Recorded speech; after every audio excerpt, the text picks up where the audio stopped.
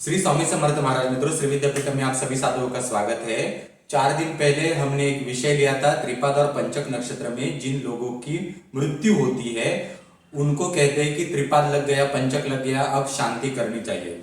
तो हमारे यहाँ ऐसा चलन है कि जब त्रिपाद और पंचक नक्षत्र में कोई भी व्यक्ति मरता है तो 11वें दिन जब सूतक खत्म होता है तब एक शांति होती है उस नक्षत्र की, वो शांति करते हैं। ये शांति बहुत इंपॉर्टेंट है, अन्यथा कहा जाता है कि उस घर में 3 लोग एक साथ चले जाएंगे या 5 पंचक लग गया तो पंचक में 5 लोग घर में जाने की संभावना होती है। अब ये चीज कितनी सत्य है असत्य है वो थोड़ा सा देखेंगे। पहले लेक्चर में काफी कुछ पार्श्वभूमि हमने समझ के ली थी, तो इसमें थोड़ा सा आगे का हम समझ के लेंगे। पहले तो मैंने आपको एक बात बताई थी कि व्यक्ति, देखो मैं हूं तो मैं किसी की भी उपासना करूं, किसी भी साधना करूं, किसी भी संप्रदाय में जाओ, किसी भी गुरु को पूजूं, कोई फर्क नहीं पड़ता। पहले मेरा जो शरीर जिस माता पिता के गर्भ से आया है तो मेरे शरीर के ऊपर मेरे पूर्वजों का पहले अधिकार होता है। जब तक मैं अपने इस शरीर जिन्होंने दिया हुआ है, माता पिता, उनके माता पिता, वो जो 10 से 15 पीढ़ी की एनर्जी मेरे शरीर के ऊपर है, अच्छी और बुरी, तो उसका मुझे पहले सेटलमेंट करना बहुत आवश्यक है। क्योंकि मेरी त्वचा, मेरी हड्डी और मेरा रक्त ये मेरे पूर्वजों की देन है।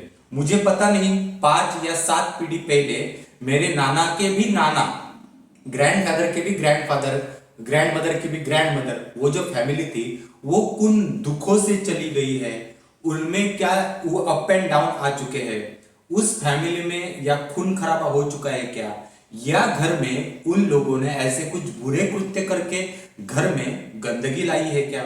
बहुत सारी चीजें होती है। तो ये सारे क्रियाओं से हमारी बॉडी जो होती है जनरेशन टू जनरेशन आगे बढ़ती जाती है। तो हमारी बॉडी एक्चुअली गंदी ही होती है, उसको हमें प्रॉपर गुरु से मार्गदर्शन लेकर सॉर्ट आउट करना होता है। जो लोग कहते हैं कि हमने इतना सिद्ध कर लिया, उतना सिद्ध कर लिया, कुंडलिनी सिद्ध हो गई, जागरण हो गई, तो पहले कुंडलिनी जागरण करते समय, कोई भी मंत्र की सिद्धि होते समय आपको अपने पिछले जो पूर्वजों के कर्म है वो दिखाई देते हैं। आप अपने मरे हुए पूर्वजों से बात कर सकते हैं और उनसे पहले पिछला कर्म सॉर्ट आउट करके लेना पड़ता है। उसके बिना इन सारी चीजों का कोई उपयोग नहीं।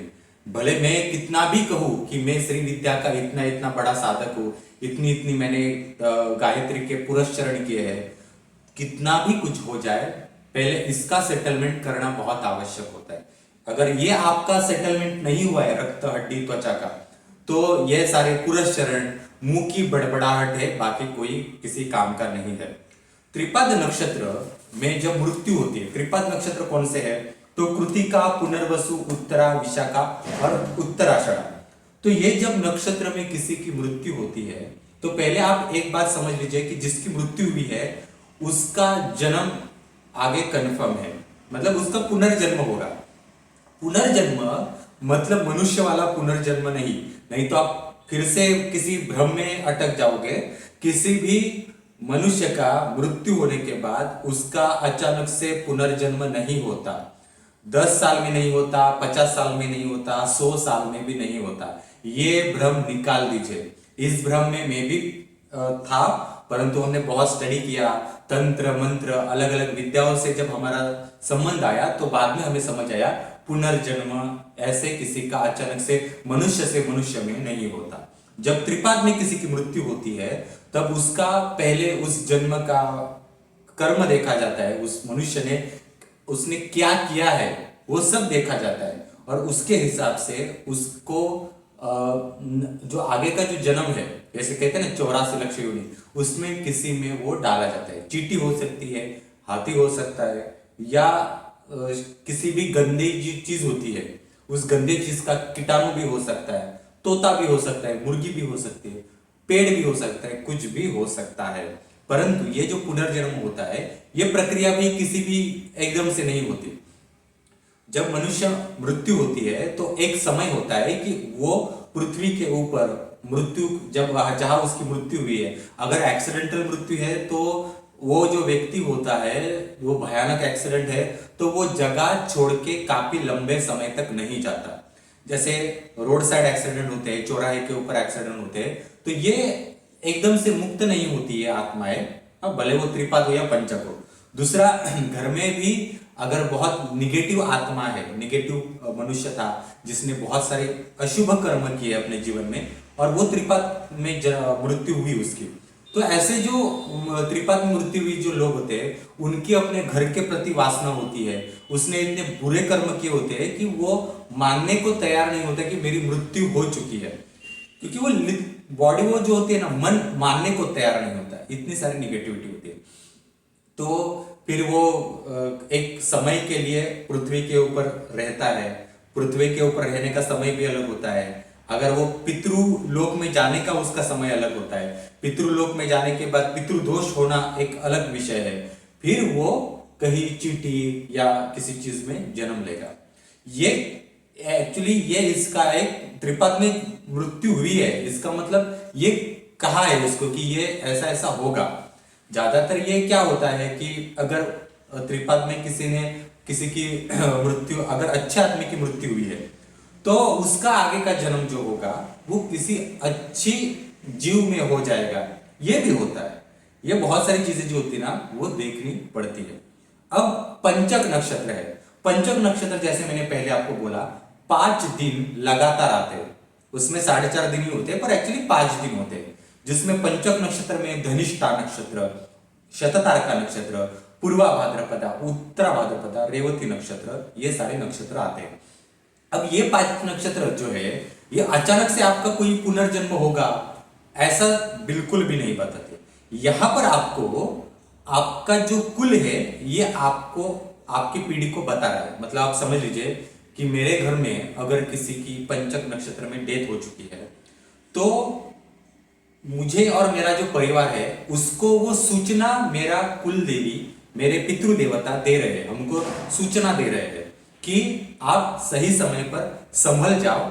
आगे अगर आपने इसका सॉर्ट आउट नहीं किया, आपके परिवार में पंचक नक्षत्र में मृत्यु होना मतलब क्या है कि आपके परिवार में कुलाचार के दोष है, पितरों के दोष है, कुल का पितरों का बहुत कुछ लेन देन बाकी है, आपने इतने भी अच्छे कर्म नहीं किए हैं कि आपके ऊपर इतने आशीर्वाद नहीं है, जब कुल के या पितरों के इतना भी आशीर्वाद नहीं है, या फिर पितरों का कुछ स्पेशली आपका बाकी है वो आप पूरा करो। ऐसे बहुत सारी चीजें होती है। वो मतलब पंचक नक्षत्र में जिसका मृत्यु होती है वो मतलब वो कुल आपको कहना चाहते हैं कि आपका बहुत कुछ लेन देन बाकी है। अब जैसे कि बहुत लोग ऐसे होते हैं कि 4-5 पीढ़ी हो गए, उन्होंने गांव बदल दिया और 4-5 पीढ़ी पहले ही गांव बदल दिया, उनको अपना पहले वाला गांव में पता नहीं है। एक 4 पीढ़ी पहले कौन से गांव में उनके पूर्वज थे वो पता नहीं, 4 पीढ़ी पहले कौन सी कुल देवी थी उनको पता नहीं, उनके फैमिली में क्या रिवाज थे वो पता नहीं। तथा पिछले हमारे जो नाना नानी या उनके नाना नानी थे, उन्होंने पैसा तो बहुत कमाया परंतु पैसे का सदुपयोग कुल देवी के आशीर्वाद के लिए घर में ब्राह्मणों को बुलाकर कोई छोटा मोटा हवन की क्रिया, दान धर्म की क्रिया नहीं की।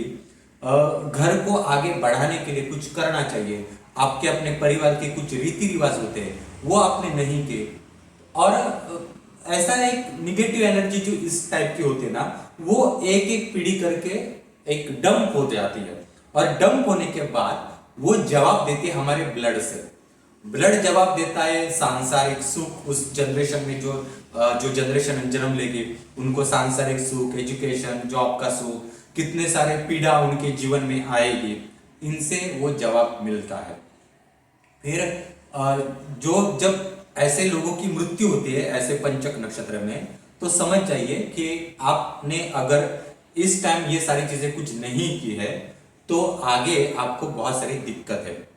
तो जो शांति करने के लिए कहा जाता है, इसका मतलब ऐसा है कि वो प्रॉब्लम जो है आपको अचानक से आपके ऊपर अटैक नहीं करना चाहिए।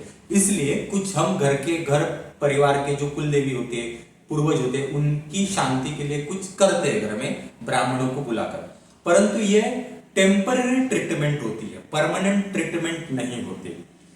अगर आपने परमानेंट ट्रीटमेंट करनी है तो आपको अच्छे किसी जिनको इन सारी चीजों का नॉलेज है, क्या रहा है क्या कुछ बाकी है, वो देखना पड़ता है। पूर्वजों में देखिए पहले तो दहेज प्रथा थी, लड़कियों को मार भी डाला जाता था, बहुत सारी चीज थी, खून खराबे होते थे, लड़कियों को मार डाला जाता था, कुछ भी हो जाता था। तो बहुत सारी निगेटिविटी हमारे ब्लड में होती है पितरों की, वो अब रिमूव कैसे करेंगे। तो पंचक नक्षत्र और त्रिपाद नक्षत्र इसलिए इंपॉर्टेंट होता है शांति करना, कि ये सारी निगेटिव एनर्जी डायरेक्टली अटैक करती है, तो ये आपके ऊपर अटैक ना करे, इसलिए शांति करनी बहुत आवश्यक है मित्रों। तो हमारा YouTube चैनल शेयर कीजिए, सब्सक्राइब कीजिए। जिनको भी हमारे श्री विद्यापीठम द्वारा साधना करनी है, महामृत्युंजय साधना है, मनसा देवी की साधना है, ये पूर्वजों के दोष, कुलाचार के दोष, कुल देवी के दोष, ये दूर करने के लिए साधना है मित्रों। धन्यवाद मित्रों।